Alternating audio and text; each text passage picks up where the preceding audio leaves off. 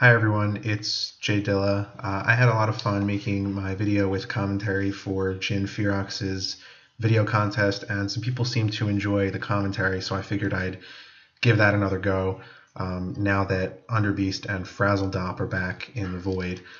And I decided to put them both into the same video because I think they do a pretty good job of highlighting the strengths and weaknesses of a fully defensive Raynger build. So let's start with Underbeast, which I think does a pretty good job of highlighting the strengths of this build.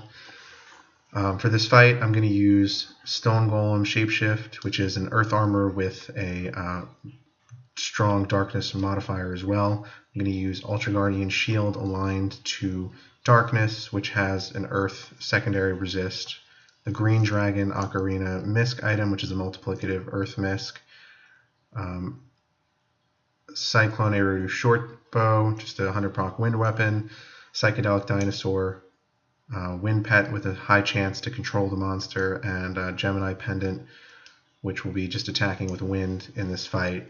So the first part of my strategy, as you can see, is just to attack for a few turns until he uses his skill for the first time. And as you'll see, I decide when he uses his skill whether the hits connect or not. You have two choices. You can either fight underground, in which case you don't lose a turn and he gets access to a strong fire skill the next time he has SP for it, or you can climb out, which is what I do, in which case you do lose a turn and you get a permanent minus 50 dex nerf. But since Underbeast has such low blocking, the dex nerf is not such a big deal. So now that he's used his skill, I'm going to use the Purple Rain strategy, or a variation of the one that you may remember from my previous videos. So you saw I equipped Celtic Wheel first, cast Purple Rain. I'm keeping my Misc item and my pet active while I'm stacking up Healing Seeds here, because I don't want to take too much damage and end up dying before I can recast Purple Rain. So as you can see, I cast Purple Rain twice before I switch back to Celtic Wheel and cast Panoply to give myself that nice plus 30 blocking for 5 turns. Since I have some extra SP, I just give Shadow Feeder Pendant Celerity a try. It doesn't work out, but it's not a big deal. And then one other thing to note is the blocking strategy with Panoply combines well with Ultra Guardian Shield's Mastercraft effect, which regenerates SP on a block. So I'll just recall Gemini Pendant, and as you can see, I now have the Dexterity boost from Moonwalker's Grace, the Defense boost, and that'll help offset the Dexterity nerf. And as you can see, I just wasted a turn with Big Dictionary, but I didn't feel like recording another video, so this is what you guys get. And you know, as you'll see over the course of the rest of this fight, this is really not such a hard fight for this build. I mean, I think Underbeast is a pretty difficult monster overall. His damage is extremely high, and his damage is random between two elements, which means that if you're in a fully offensive armor, you'll take a ton of damage and you'll have a hard time covering both elements. It also means that Cyclops Eye won't really do anything for this fight. And Underbeast is also not the easiest monster to burst down because he has a ton of HP and his highest modifier is only 100%.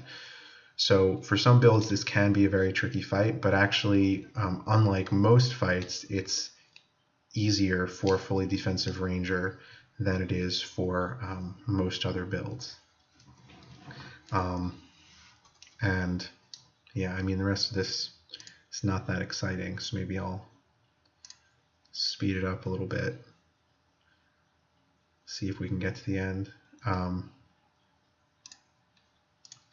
Yeah, I cast Shadow Feeder there just to give myself a little bit of celerity, and I mean, I probably could have cast Shadow Feeder again this turn, but I decided not to. Anyway, as you can see, the fight's not particularly close, And yeah, I think this fight does a pretty good job of highlighting the strengths of a fully defensive Raynger build. So now let's move on to Frazzledop, which I think does a pretty good job of highlighting the weaknesses of a fully defensive Raynger build. So before we get into the fight, let me just say that Frazzledop is one of the most, I would say, well-designed, intricately designed monsters in the game. Pretty much no two fights against her are the same unless you're using a burst strategy. As you can see, she doesn't have very much HP, so you can burst her down, pretty quickly, and that's definitely the most reliable way to beat her. But if you're not using a burst strategy, I would actually say that Frazzledop might be the hardest monster in the game. She also makes the Celtic Wheel, a Panoply Moonwalker's Grace strategy that I've been using much more complicated because she drains your mana with her regular attack. So, it just gives me much less flexibility in what I can do. So what I decide to do basically is just, I'm not making optimal use of Purple Rain here, but I decide to just use it on the first turn to cast Panoply, because Frazzledop will drain my mana and I won't be able to cast it later in the fight, and because Mana Golem just does so much damage with his Scream attack, or whatever you would call it. So you really need Panoply active for this first part of the fight. As you can see, I'm also going to give Shadow Feeder Pendant a few shots, but it doesn't work. I get pretty unlucky with that, but not a huge deal. I mean, it definitely would have helped if that had worked, but we'll still be able to hopefully win this fight. And so now I have the defense boost from Panoply and Moonwalker's Grace active. I'm also using Deft Armor of Awe aligned to Darkness, Ultra Guardian Shield aligned to Darkness. It would be nice for this fight if I had a true fully defensive Darkness armor, but there isn't one in the game. That would make this a lot easier, but Deft Awe and Ultra Guardian Shield, they're okay. They'll get the job done. When combined with a blocking strategy, they work pretty nicely. And you do want to have a Darkness armor on, even though, as you can see, I took a ton of damage from Mana Golem. If you don't have a Darkness armor and shield out, Frazzledop will just drain your SP really quickly, and that makes this fight pretty much unwinnable. As you can see, I'm also using the Fruitcake Brick Misc item, which helps keep my SP full, even though Frazzledop is draining it. It also protects against water, which Mana Golem can use from time to time. And I just cast Catnip Senses because I believe that Frazzledop is about to cast her sleep spell. Now, I've fought Frazzledop countless times. I have lost track of the number. I haven't resisted the infliction of the sleep even once.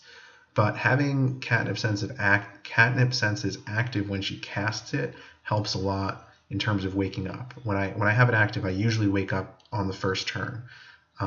So I did right there, and I just cast Shadow Feeder Pendant. It worked out that time. I'm using Flashbang Grenades fairly often, but when I cast Celerity, I obviously don't want to use it twice, so I'm just using Salvation Bow, which is my temporary weapon at the moment. And really for this fight, so if you're using a burst-oriented strategy, I think the best approach is to burst down Frazzledop first so that she doesn't get her sleep off. And then once she's dead, you can burst down the Mana Golem. But if you're using a sustained damage strategy, you really need to get the Mana Golem off the field, because as you've seen a couple times in this fight, he can deal like 1,500 damage in a turn, or more. So I've cast Celerity twice, and this time I'm not even going to bother with Flashbang Grenade. He only had like 700 HP left at the start of this turn, so I'm just going to try to get him off the field. And once you do that, the fight becomes quite a bit easier. Frazzledop is still a threat. She has mana left, so she just did it and used an energy spell that did a lot of damage because I wasn't in an appropriate armor.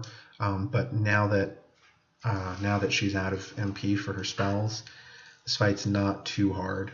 As you can see, I switched to a darkness resistance misc item.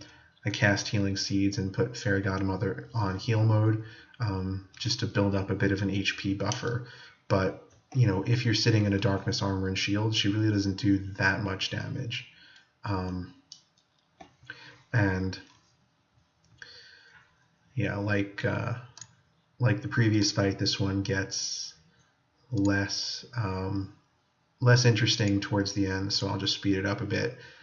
And I will say, as this fight is ending, this is not the most reliable strategy I've ever come up with, but it's the most reliable strategy I can come up with for Frazzledop. It'll work most of the time, but you can still get unlucky. I mean, Mana Golem can kill you in 2 turns, no matter what armor and shield you're using, and you can always get unlucky with Frazzledop's sleep attack. If you just don't wake up for 3 or 4 turns, you're probably going to die. But taking advantage of catnip senses, of a blocking strategy, you can do pretty well against Frazzledop. So thanks for watching. I hope you've gotten a sense of the strengths and weaknesses of the fully defensive Raynger build from this video.